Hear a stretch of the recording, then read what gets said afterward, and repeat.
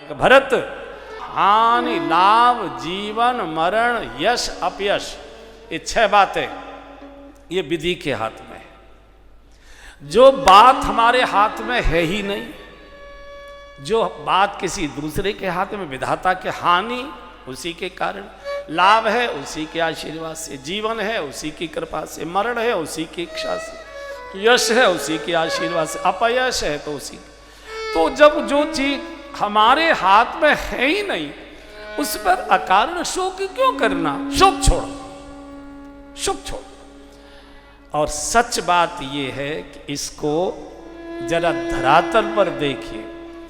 वशिष्ठ जी क्या कहना चाहते हैं? इसको तो हमारे गांव की बिना पढ़ी लिखी बूढ़ी माँ भी बोल देते, भैया जो लिखो है वो होएगो।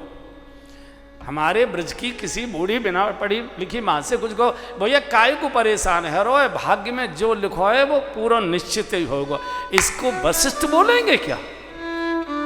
इस बात को क्या इतना बड़ा ब्रह्मज्ञानी बोलेगा? उसके बात में कोई न कोई राज होगा, कोई न कोई तत्वज्ञान होगा।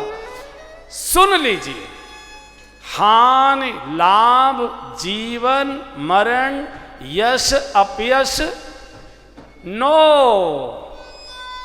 वो विधाता कहीं नहीं है, वो कुछ नहीं करता है। यहां से रिपोर्ट जाती है, उसकी सजा घोषित करता है, पुरस्कार घोषित करता है, रिपोर्ट यहां से जाती है।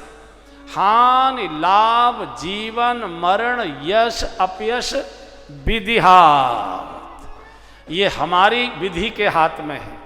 विधि माने विधान, विधि माने संविधान, विधि माने तौर तरीका, जो कुछ भी आप जिस सेंस में लेना चाहें, जिस अर्थ में लेना चाहें।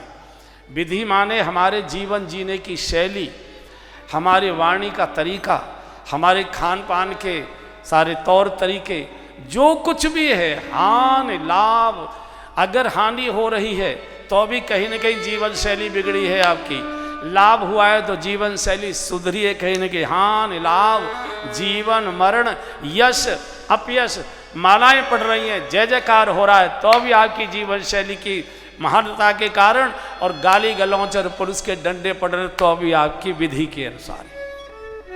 विधाता कहता है मुझे क्यों पकड़ रहे हैं?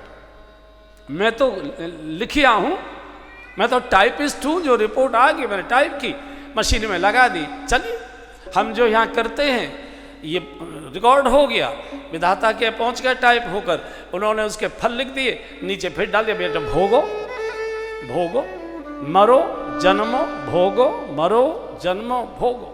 हानि लाभ जीवन मरण यश अपयश विधि हाथ, हमारे हाथ में है। विधि माने विधान तो है ही, विधाता तो है ही, विधि माने तौर तरीका, उसे विधि नहीं आती है, कहते हैं ना, उसे विधि नहीं आती है।